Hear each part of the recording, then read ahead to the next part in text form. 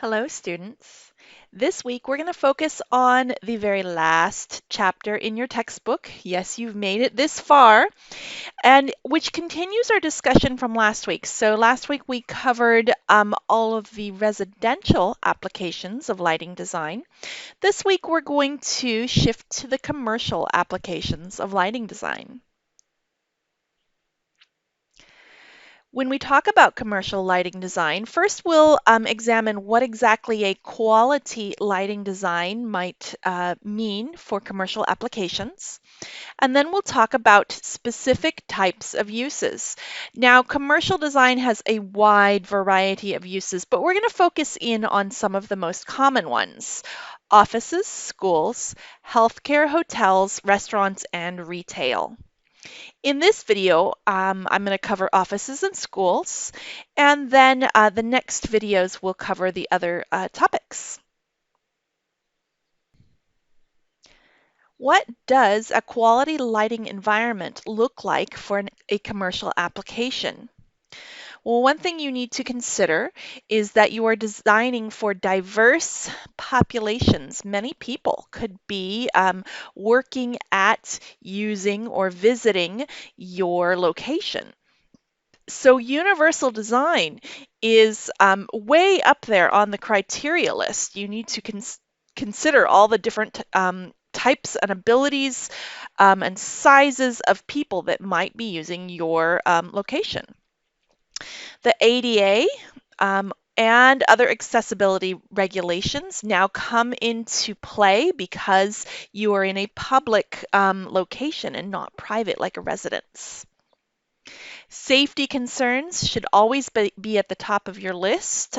We need to provide quality lighting for safety for our users. And finally, it's always appropriate to protect the environment with our designs, and that includes the resources that we use. Perhaps you want to specify some recycled or recyclable luminaires and materials. And of course, throughout this semester, we've been talking about energy conservation as one of the most important criteria in quality lighting design.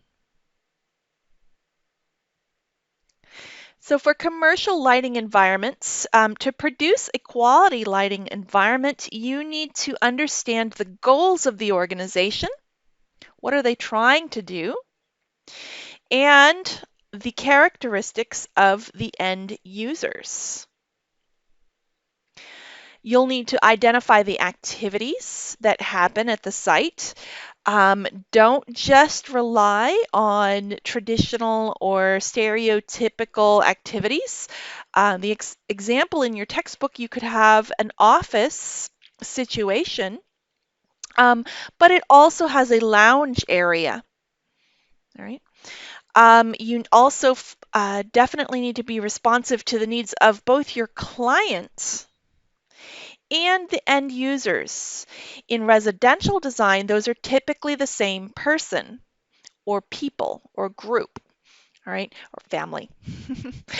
In commercial design, those are usually separate. Your client is the corporation who's paying the bills, and your end users are the employees of the organization. They're going to be spending their whole day there every day. And also the visitors who might come for shorter times during a day. Your client, by the way, also could be the overall owner of the building or the landlord, and the business could be a tenant. So there can be multiple layers of client for any particular commercial design project. So on your screen is an example of a project which creatively understood the needs of the users. They investigated in their preliminary design phases and found out that this particular use was monotonous and boring, and tried to address that in their lighting design. The first specific commercial use we're going to cover is offices. The goal of an office, the goal of the management of an office is to ensure success. And in order to do that, as designers, we need to create an environment that helps ensure that success and also reflects corporate culture. Those managers' goals are to operate a profitable business, produce quality work, and, this is important, retain employees. Another important criteria is to create an environment flexible enough for changing needs. We could be downsizing or right sizing, could be co working or collaboration. One common and up to the minute focus is on personal employee needs, for example, creating lounges or accommodating telecommuting. As a lighting designer, we need to be focused on creating optimum lighting in office environments. And here are two studies of two different lighting distribution plans. On the left side, let's see over here, we have a uniform distribution of overhead light, direct distribution.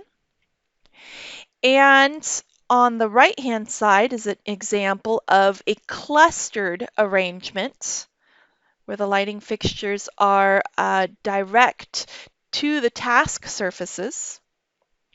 And notice that in this situation, they also have some perimeter lighting to accommodate perimeter tasks. Okay, so there are different options here, and uniform distribution is not always the best way to go. Another important design criteria for office lighting is ergonomics. Your office workers, as you're probably familiar, sit in their chairs for 8+ hours a day, and your lighting design can help to reduce vision problems and reduce ergonomic injuries. In this way, task lighting should accommodate your user's specific needs. And one important idea or thing that you can accommodate is localized lighting. This allows a individual user to position any light source where it's needed. All right, and to individually control illumination levels. Some overall goals for office lighting are to eliminate glare on work surfaces, avoid severe or distracting contrasts in your light distribution, to illuminate your vertical surfaces and reduce shadows, and like we just mentioned in the last slide, provide effective localized lighting for your users.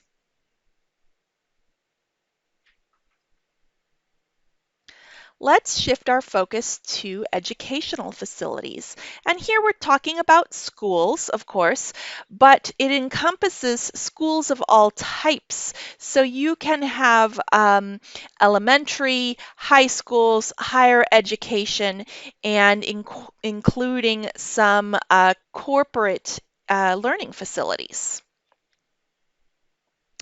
Each of these educational facilities provides their education according to a philosophy of learning.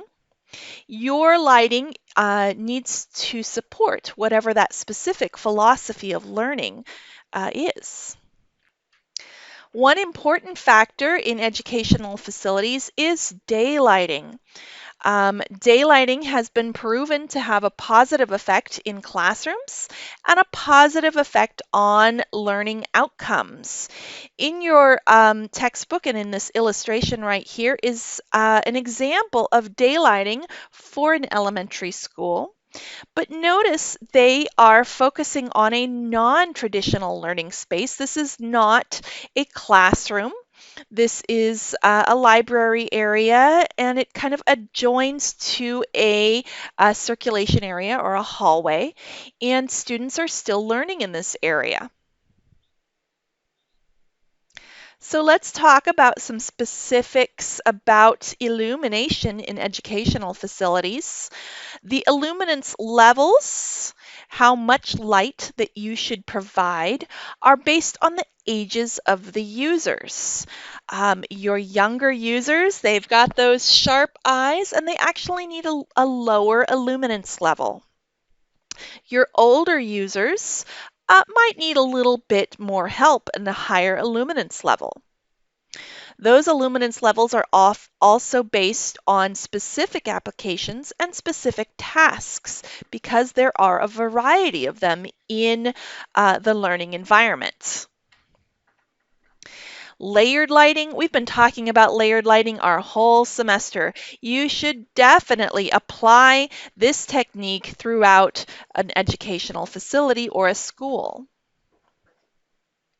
One specific that we want to mention for schools is the vertical surfaces. They're often used for display of educational material, and therefore perimeter lighting in order to light these vertical surfaces is important.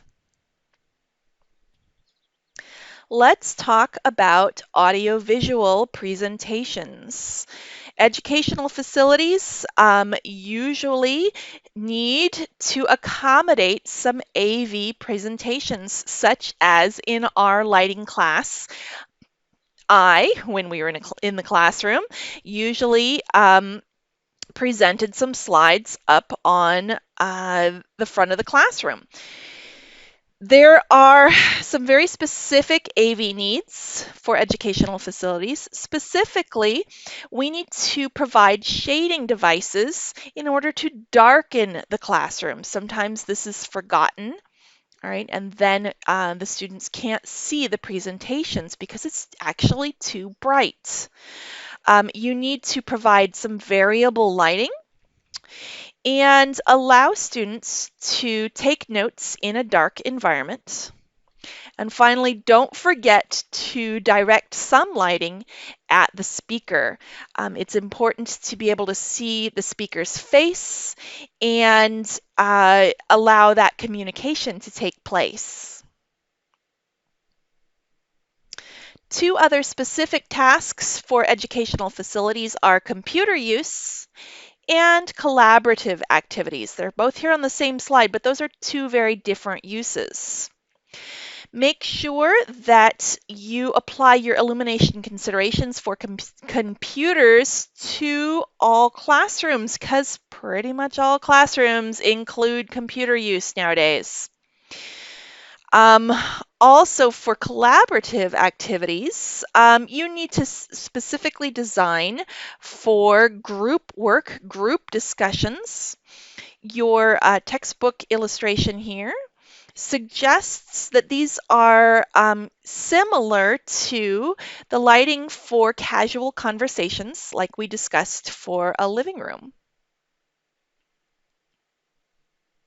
The last consideration here is just to note that variability in classroom lighting can support various types of learning and the transitions between the different subjects and activities. In this video, we covered the criteria for a quality lighting environment in commercial applications, and then we looked into more closely an office environment and also educational facilities. In the next videos, we're going to consider some of the other commercial uses. Thanks, everyone.